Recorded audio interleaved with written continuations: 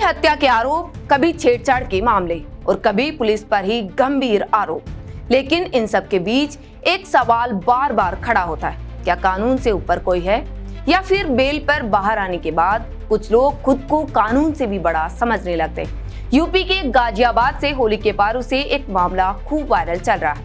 ये हिंदू रक्षा दल के कार्यकर्ता दक्ष चौधरी है और उनके साथियों का मामला है। ये तस्वीरें और वीडियो आज के दौर की एक अजीब सच्चाई दिखाते हैं, जहां एक तरफ गंभीर आरोपों में जेल जाने वाले लोग जमानत पर बाहर आते हैं, कुछ लोगों के लिए हीरो बन जाते हैं। ऐसा ही मामला मोनू मानेसर का है।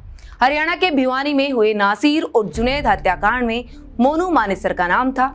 मामला 16 फरवरी 2023 का है। भिवानी में एक जली हुई कार से 2 शव बरामद हुए। जांच में पता चला ये शव राजस्थान के डीग जिले के घाटमिका गांव के रहने वाले नासिर और जुनैद के थे। इस मामले में हरियाणा के कुछ गोरक्षकों पर हत्या का आरोप लगा और इनमें सबसे चर्चित नाम था मोनू मानेसर उर्फ मोहित यादव का। अब इसी केस में मोनू मानेसर को जमानत मिल गई और जमानत के बाद उसका स्वागत होने की खबरों ने फिर बहस छेड़ दी कि क्या गंभीर आरोपों में घिरे लोगों का इस तरह स्वागत होना समाज के लिए सही संदेश है। लेकिन मामला सिर्फ यहीं तक सीमित नहीं है।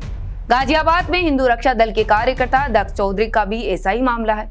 पुलिस के मुताबिक दक्ष चौधरी और उसके साथियों को एक महिला से छेड़छाड़ और खराब व्यवहार के आरोप में गिरफ्तार किया गया था। हालांकि उन्हें 24 घंटे के भीतर ही जमानत मिल गई, लेकिन जेल से बाहर आते ही दक्ष चौधरी ने गाजियाबाद पुलिस के 3 पुलिसकर्मियों पर गंभीर आरोप लगा दिए। दक्ष चौधरी का दावा है कस्टडी के दौरान उसे और उसके साथियों को करीब 20 मिनट तक जमीन पर लिटाकर बेरहमी से पीटा गया। इसी आरोप को लेकर सोशल मीडिया पर वीडियो वायरल हुआ, जिसमें दक्ष चौधरी पुलिसकर्मियों को सस्पेंड करने की मांग करता है और इतना ही नहीं, वो एक विवादित बयान भी देता है। दक्ष चौधरी कहता है, अगर ये तीनों पुलिसकर्मी सस्पेंड नहीं हुए तो भगवान कसम मैं कभी जय श्री राम का नारा नहीं लगाऊंगा। ये बयान सामने आते ही सोशल मीडिया पर एक नई बहस छिड़ गई।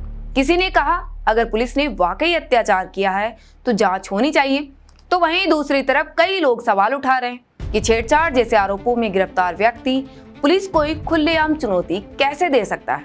वहीं पुलिस का बयान भी सामने है, आप खुद सुनिए क्या कह रहे हैं। सोशल मीडिया के माध्यम से कथित वीडियो संज्ञान में आया, जिसमें 2 व्यक्तियों द्वारा थानापुर बिहार पुलिस पर उनके साथ मारपीट करने के आरोप लगाए गए हैं। इसके संबंध में अवगत कराना है कि थानापुर बिहार क्षेत्र अंतर्गत रहने वाली महिला द्वारा थानापुर बिहार पर मारपीट व छेड़छाड़ के संबंध में मुकदमा प्राप्त संख्या 63/26 दर्ज कराया गया है। जिसके वीडियो में दिख रहे 2 व्यक्ति दक्ष चौधरी बापू पंडित नामजद अभियुक्त हैं। थानापुर बिहार पुलिस द्वारा इनके विरुद्ध 270 BNSS के अंतर्गत विरोधात्मक कार्रवाई करते हुए गिरफ्तार किया गया था। थाना प्रभारी अंकुर बिहार से आरोपों के संबंध में जानकारी की गई कि उनके द्वारा इन आरोपों को असत्य व निराधार बताते हुए गिरफ्तारी से छूट होकर यह आरोप लगाना बताया गया है। फिर भी आरोपों की गंभीरता के दृष्टिगत प्रकरण में अधिकारी के स्तर से जांच कराई जाएगी।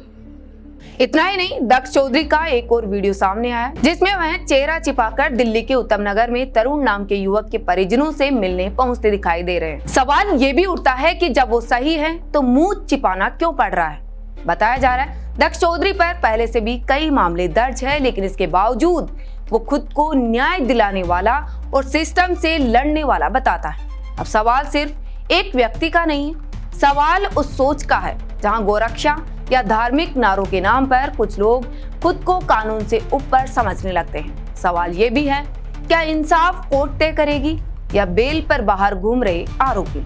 और सबसे बड़ा सवाल, क्या समाज में ऐसे लोगों का स्वागत होना कानून और व्यवस्था के लिए सही संकेत है।